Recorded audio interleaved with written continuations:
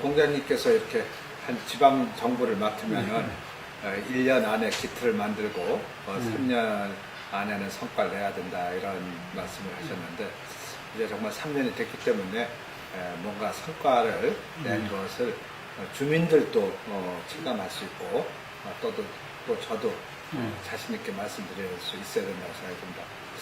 우선 제일 중요한 성과로서는 저는 사회적 기업을 통한 사회적 일자리 만드는 일. 제가 취임하자마자 바로 시작을 해서 지난 3년 동안 우리 사회적 일자리를 만들어냈을 뿐만 아니라 지금은 이제 몇몇 지방정부의 단체장들이 함께 모여서 사회연대 지방정부 협의회를 만들어냈고 또 이제 협동조합법도 통과가 돼서 요즘 사회적 기업, 마을기업, 협동조합, 또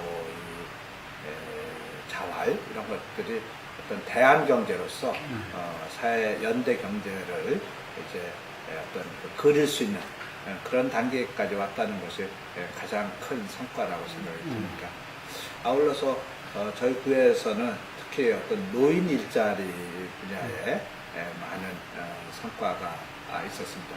그것은 후에 또 얘기해 드리도록 하고 그 밖에는 이제 평생학습을 통한 마을 만들기가 이제 그 가시적인 성과들이 나타나는 그러니까 마을을 만든다는 것이 정말 쉽지 않은 일인데 평생학습을 통해서 마을 만들기가 이제 한 2, 3년이 지나면서 그 구체적인 성과들이 우리 예를 들면 주안 5동의 염전골 사람이라든지 숭어 13동의 북악문 문화마을이나 요즘 통들을 통한 주안 3동의 기흥주택 이런 부분들에서 어떤 그런 평생학습을 통한 마을 만들기 이런 것들이 좀 구체적인 성과가 나타나고 있다고 할 수 있습니다. 저희 그 유네스코 창조도시 미디어 분야로 우리 인천 남구가 가입을 하겠다라고 하는 것이 저희 아주 공약이고 또 우리 구의 중요한 비전이었습니다. 그런데 그걸 추진하는 과정에서 조금 그 미디어 창조도시를 유네스코로 가입하는 것이 인천시 그러니까 남구 기초자치단체가 가입할 수 있는 자격에 조금 문제가 있는 것입니다. 그래서 저희 구가 중간에 조금 방향을 바꿨습니다. 그러니까 창조도시라고 하는 것이 창조적 인재들이 모여들어서 도시의 발전을 이룩하는 이런 것인데 그러한 어떤 외향적인 부분보다는 우리 내부의 주민들의 미디어 콘텐츠 창조 역량을 높여서 우리 남구를 미디어 창조 도시로 가겠다라고 하는 것으로 좀 방향을 바꾸고 그래서 우리 남구 주민들을 대상으로 미디어 활동과 양성 교육을 만들고 또 우리 남구의 인터넷 방송국을 주민들의 참여형으로 주민들이 주도하게 이렇게 바꾸고 해서 지금 이제 미디어 창조 도시의 컨셉을 우리 조금 내재적인 발전 방향. 그래서 지금 미디어 활동과 양성 교육들에서 저희가 많은 그 미디어 콘텐츠를 송출하고 있고 또 저희가 이제 아프리카 TV를 통해서 제가 두레코 방송국이라고 하는 생방송 채널을 만들었습니다. 그래서 우리 남구에서 일어나는 강좌나 여러 가지 활동들을 또 생중계할 수 있는 그러한 두레코 방송국을 만들어서 운영을 하고 있습니다. 아직은 미미한 단계이지만은 저희 남구 주민들이 적어도 미디어 콘텐츠 생산 역량에 있어서는 대한민국의 최고 가는 그러한 주민들로 되도록 하겠다는 그러한 일들을 지금 이제 추진하고 있습니다. 그러니까 이제 남구 주민들이 1인 미디어 역량을 갖추는 그런 걸 지향해가는 그렇습니다. 그걸 지원하시겠다고 그러는데 그걸 통해서 우리 남구가 미디어 창조 도시로 가도록 하겠다는 거죠. 이제 미디어 활동과 양성 교육을 통해서 이제 주민들이 자기 스스로가 어떤 그 1인 미디어로서의 역할을 하는 거죠. 내가 그래서 방송국이 이 주민 자체가 방송국이 되는 일. 그래서 자기 주변에서 일어나는 일, 또 자기가 관심 갖고 있는 일들을 이 미디어를 통해서 하고 때에 따라서는 뭐 우리 구청이 잘못하는 일을 고발하기도 하고 예. 또 미담을 소개하기도 하고 또 어떤 전통시장은 자기 가게를 선전하기도 하고 이런 일들을 우리 남구 주민들이 미디어 활동가로서 하고 남구는 1인 1미디어 시대를 열겠다라고 하는 그런 지향을 갖고 있는 것입니다. 저는 이제 제가 사회적 기업을 이제 앞장서서 적극적으로 해왔었는데 지금 와서는 이제 생각하는 것은 역시 사회적 기업이라고 하는 것은 사회적 기업가를 육성하는 것, 사회적 기업가 정신을 가진 사람을 만들어내는 것, 이것이 가장 첫 출발해야 된다라는 생각을 하게 됩니다. 협동조합도 마찬가지인데 협동조합을 만드는 것보다 협동조합 정신을 가진 사람들을 만들어내는 것이 중요하고 그것은 어떤 일종의 공동체 정신, 공동체를 부활시키는 것, 이런 것들을 집중하고 그 당연한 결과로서 협동조합이 만들어지도록 이렇게 가는 것이 맞다 이렇게 생각을 합니다. 저는 그러나 이 협동조합을 적극적으로 육성하기 위한 이 공공부문의 노력은 굉장히 필요한데 그것을 그러니까 제가 말씀드린 것은 협동조합 활동가들을 양성하는 교육 쪽으로 우리가 더 많은 노력을 할 필요가 있다고 그렇게 생각하고 또 하나 이제 저희 사회적 기업은 어느 정도 되어 있습니까? 지금 저희 사회인대 경제 지방정부에서도 그런 노력을 하는데 이제는 사회적 기업의 제품들을 어떻게 하면은 많이 구매할 수 있을 것인가 하는 이런 노력들을 해야 된다고 생각합니다. 오늘 또 우리 남구의 사회적 기업 대표들께서 1박 2일 또 MT를 갔습니다. 그래서 이분들끼리 서로 네트워크를 형성하고 서로 경영에 대한 노하우도 교류를 하고 또 어떻게 하면은 이 매출을 늘릴 것인가 이런 것들에 대한 것을 서로 공유하도록 하는 이러한 네트워크 작업이 중요하다고 생각이 듭니다. 그러니까 아까도 말씀드렸듯이 첫 번째로 사람을 키워야 되고 두 번째로 네트워크를 형성을 해야 되고 또 그러한 어떤 시장을 형성할 수 있는 이런 분위기를 만들어주는 것이 중요하다고 생각합니다. 초기에 그런 부분들이 좀 있는데 뭐 우리가 때에 따라서는 양이 질을 변화시키는 그런 측면도 있기 때문에 뭐 양적인 것을 뭐 너무 금기시할 필요는 없다고 생각이 듭니다. 그러나 아까도 말씀드렸듯이 역시 이 어떤 정신, 사람 이런 것들을 이렇게 키워내는데 더 많이 노력하고 그분들이 이제 자연스럽게 만들어 가도록 하고 우리가 너무 조급하게 생각하고 단기간에 무슨 성과를 내야 되겠다라고 하는 그런 강박감에서는 조금 벗어날 필요가 있다고 생각합니다.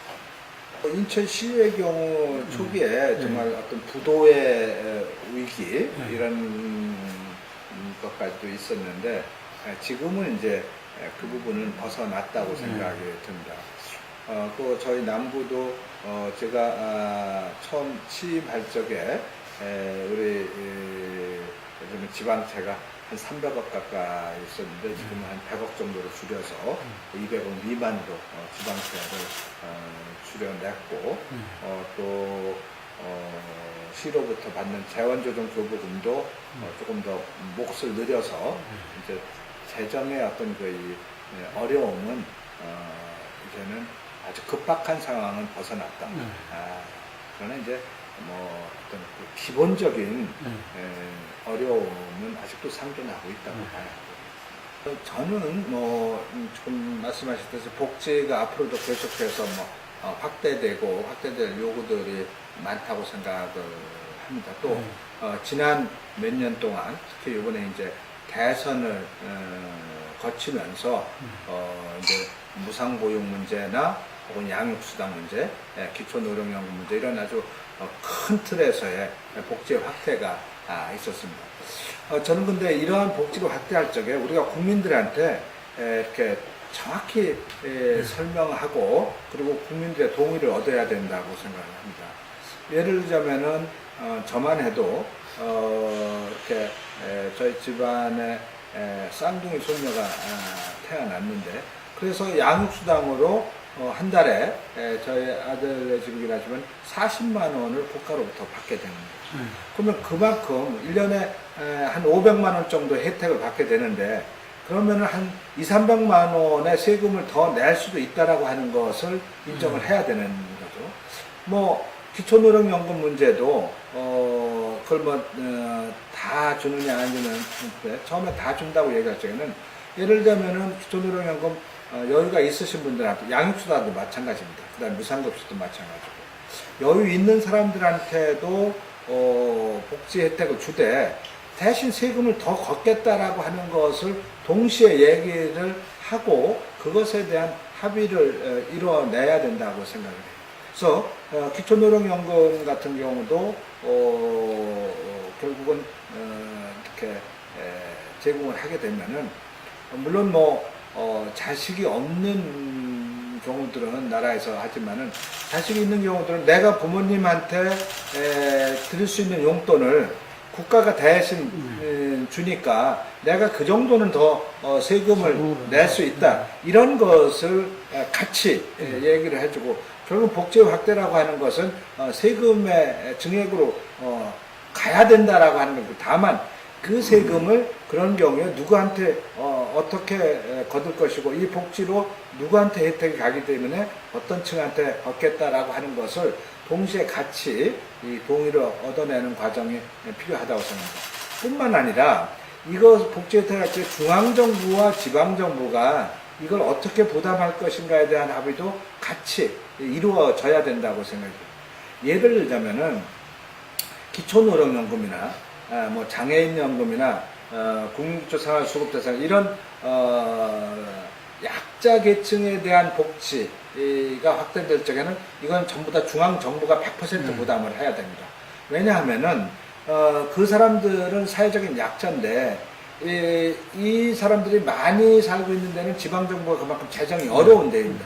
그런데 이거를 지방정부하고 매칭하라고 그러면은 빈익빈 부익부 현상을 더 강화시키는 거죠. 그래서 사회적인 약자에 대한 이 보조, 그 복지의 부담은 중앙정부가 돼야 되고, 예를 들면 양육수당이나 보육수당, 무상급식, 이런 것들은 조금 차이가, 왜냐하면 무상급식을 한다 그러면 중고등, 초등, 중등, 고등학생들, 초중등 고등학생을 가진 사람들이 많은 지역은 그 지역 자체가 경제력이 있는 데라고 보여집니다. 그러니까 그런 것들에 대한 복지는 지방정부의 부담 비율을 높여도 오히려 이러한 이 지방정부 간의 균형을 유지하는데 오히려 도움이 된다는 거죠.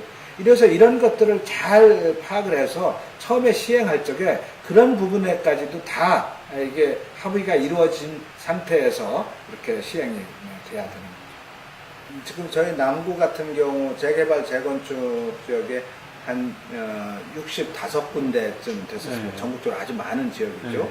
그것을 제가 취임하고 나서 한 20군데 쪽은 정비구역과 정비예정구역을 해제했습니다. 그러니까 도저히 사업성이 없고 주민들의 열의도 없고 이런 데들은 이제 해제를 한 것이죠. 다행스러운 것은 그렇게 해제하는 것에 많은 주민들이 동의를 해주셔서 큰 마찰 없이 문제 없이 해제가 됐고 또 이렇게 예를 들면 용마루 주거환경 개선 사업 같은 데는 물론 공영의 성격이 있습니다만은 지금 보상이 들어가서 아주 예상했던 것보다 한 80% 이상 정도가 보상이 끝났을 정도로 끝나는데 진짜 그러니까 이처럼 빨리 가는 데는 빨리 가고 또 도저히 가망성이 없는 데들은 이제 이거를 해제하고 하는 데인데 그래도 아직도 남아있는 데들의 고민이 많습니다. 예를 들자면은 상당한 매몰 비용이 이미 들어가 있고 또 사업계획 승인까지 나왔다가 관리처분 전 단계에서 이 경기가 안 맞으면 수익성이 안 맞아서 지금 사업계획을 변경하고 있는 데들 이런 데들이 제일 어려운 지역입니다. 그래서 저는 우리 지방정부에서 다들 주장을 하고 있습니다만은 이런 경우에 지금 그걸 해제할 수 있는 제도는 마련이 됐지만은 그 매몰 비용에 대한 부분들이 특히 조합의 경우 구체적으로 대안이 없기 때문에 그것을 지금 빨리 마련을 해 줘야 되고, 저희가 이제 최근에 들어서 이제 주민들한테 소위 추정 분담금, 내 집은 얼마에 감정받고 내 사료가 들어갈 집은 얼마에 분양받을 거기 때문에 얼마의 부담이 필요로 하다, 이런 것들을 이제 알려주기 시작을 했습니다. 그래서 그런 것들을 정보를 다 공개하고 주민들이 그러한 어떤 전제하에 사업을 추진하겠다라고 하는 데들은 적극적으로 인센티브를 줘서 추진을 시키고, 또 도저히 이게 사업성이 없어 안 되겠다라고 하는 데들은 이렇게 해제를 하는 쪽으로 가야 된다고 생각합니다. 다만 여기서 재개발 재건축에 대해서 중앙정부든 지방정부든 좀 관점을 바꿔야 되는 것이, 이 과거에 특히 서울에 재개발 재건축을 통해서 많은 그 이익을 생긴다고 생각해서 그걸 환원하는 차원에서 공공기반시설을 조합이 부담하도록 했는데, 이제는 재개발 재건축을 해서 그러한 이익이 생기지 않기 때문에 그러한 개발 부담을 시키는 것이 온당치 않다. 따라서 공공기반시설을 공공부문이 할 수 있도록 책임지는 차원으로, 그래야 공공부문이 재개발 재건축을 남발을 안 하게 됩니다. 이러한 것으로 이 방향을 바꿔야 된다고 생각합니다. 제가 요즘 들어서 제가 정말 잘했다고 생각하는 것 중에 하나가, 아까도 잠깐 말씀드렸지만 평생학습을 통한 공동체고, 평생학습을 통한 창조적 마을 만들기, 이것을 정말 잘 시도했고 이제 그 성과가 나타나기 시작했고 앞으로 그것이 굉장한 변화를 만들어 낼 거다, 이렇게 생각을 하고 있습니다. 결국은 이 평생학습을 통해서 우리가 가지고 있는 모든 문제들을 해결하는 단초를 평생학습에서 찾아야 된다고 생각이 듭니다. 그러니까 이 무슨 지금 고령화 사회 문제라든지 지금 공동체가 와해되고 있는 부분이라든지, 또 이 시대가 하도 빨리 변하면서 이 대학 때 혹은 젊은 시절에 배운 것만 가지고 이 변화하는 사회의 직업군이나 이런 거에 적응하지 못하는 이런 문제들을 모두가 다 우리가 평생학습이라고 하는 것을 통해서 문제를 해결해 나가야 된다 생각을 하고 있습니다.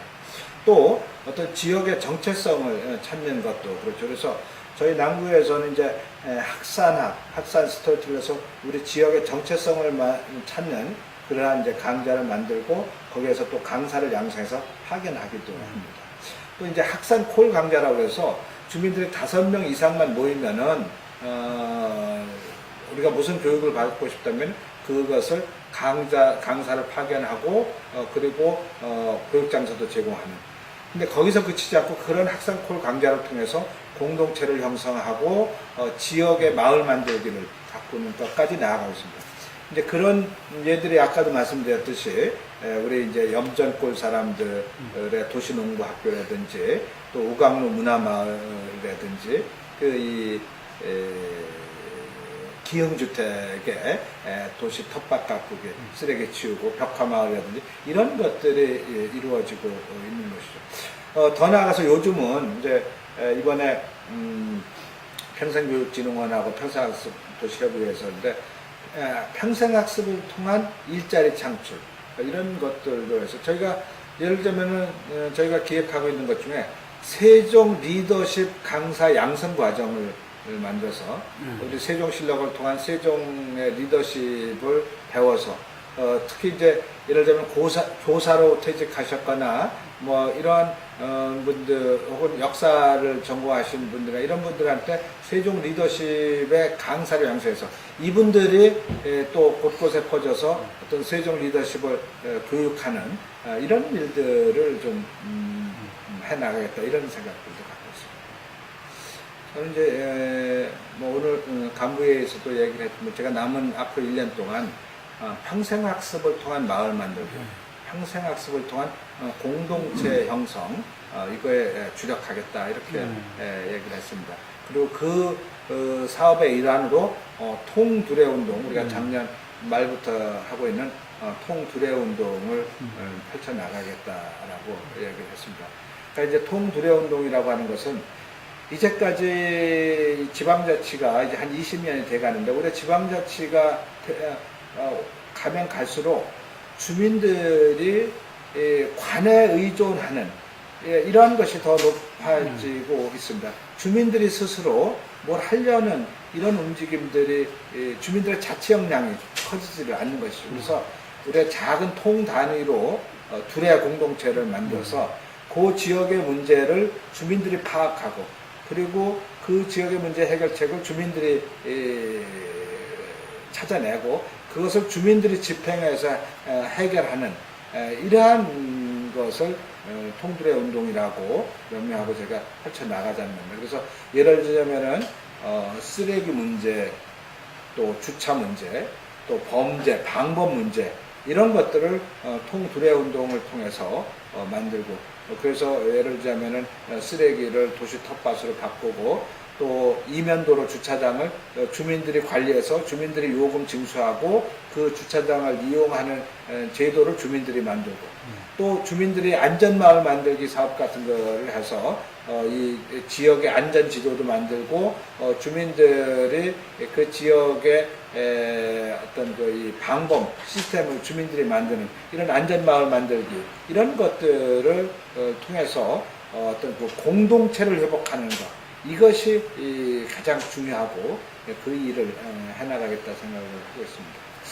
내년 지방선거와 관련해서는 제가 내년에 다시 구청장으로 출마를 해서, 제가 생각할 이 평생학습을 통한 공동체로, 평생학습을 통한 마을 만들기, 이것을 조금 더 확산시키고 성공해서 어떤 지방자치의 모범으로, 그리고 주민들의 정말 자치 역량을 이렇게 높이는, 그리고 또 하나 생각하는 게 주민들이 평생학습을 통해서 어떤 그 공공선을 실현할 수 있는 시민적인 지혜와 시민적 덕성을 갖추도록 하는 것, 이것도 아주 저는 지방자치에 있어서 중요한 일이라고 생각합니다. 예, 저는 공식적으로 제가 다음번에 구청장을 다시 하겠다고 이야기를 하고 있고, 또 우리 민주당 시장이신 송영길 시장님이 4년 했고, 다음에 한번 더 하기를 원하고 있고, 또 이런 광역단체장은 한 8년 정도는 해야 조금 더 일관성을 가지고 사업적인 성격에도 나타나고, 기초자치단체도 저는 한 8년 정도는 이렇게 연속해서 해야 어떤 사업의 일관성이나 어떤 성과를 이렇게 낼 수가 있지, 4년 만에 또 다른 사람이 들어서게 되면은 여러 가지 그 낭비적인 요소가 많다고 생각합니다. 물론 워낙 잘 못하고 자질이 약한 사람은 이렇게 바꿔야 되겠지만은, 그래도 바른 비전과 바른 정책을 가지고 뭔가 이렇게 실천해 나가는 경우에는 한 텀 정도를 더 해서 어떤 구체적인 사업 성과가 이루어지도록 하는 게 맞다, 이렇게 생각하고 있습니다. 저는 뭐 이렇게 선거에 대해서 우리가 일희일비하거나 또 뭐 그걸 이렇게 당사자로서 예측한다는 것이 그렇게 뭐 바람직하지 않다고 생각이 듭니다. 그러니까 주민들이 이렇게 원하지 않으면은 할 수가 없는 것이고, 또 주민들이 원하면은 하는 것이, 다만 이 선거를 왜곡하려고 하는 어떤 힘에 의해서나 여러 가지 정보 공작이나 이런 거를 가지고 선거를 왜곡하려고 하는 이런 힘들이 없어져야 되는 거죠. 그러니까 예를 들면 지난 4년 동안 지방정부, 뭐 수도권이든 각 지방의 지방정부들이 해온 일에 대한 성과를 주민들이 정확히 알고 그리고 그걸 평가하고 판단할 수 있는 그런 구조를 만드는 것이 굉장히 필요한데, 이게 이제 그렇지 못하다는 거죠. 거기에는 뭐 언론의 역할도 있고 또 중앙정치의 논리도 작동을 하고 있습니다만은, 그래서 저희들이 노력할 것은 그런 것이고, 저는 이번에 특히 수도권의 기초자치단체장들의 경우는 굉장히 좋은 이 단체장들이 많이 진출해서 상당한 그 이 변화를 이렇게 만들어내고 있다고 생각이 들어요.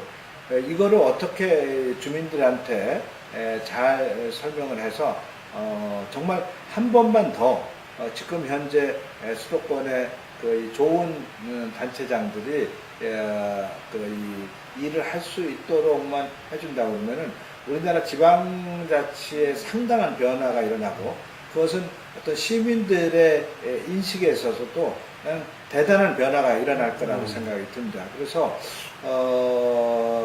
어쨌든 시민들도 그냥 뭐 민주당, 새누리당 이런 식으로 획일적으로 가지 말고 한 그 이 지방정부의 단체장에 대해서 평가도 하고 또 뭐 약간의 그가 가지는 정당의 어떤 지방자치에 대한 철학이나 이런 이념적인 지향 이런 것들도 물론 같이 봐야 되기는 하겠습니다만 그래서 사실은 이제 이게 지방자치의 관건입니다. 어떻게 우리 주민들로 하여금 지방자치, 지방행정 자체를 평가하고 그리고 선택할 수 있도록 할 것인가. 지금 우리나라 지방자치나 지방분권이 제대로 못 되는 이유가 그러한 어떤 이 제도를 못 만들어내고 있는 것이 아직도 우리 지방자치가 이렇게 흔들리고 있는 한 이유라고 생각이 듭니다.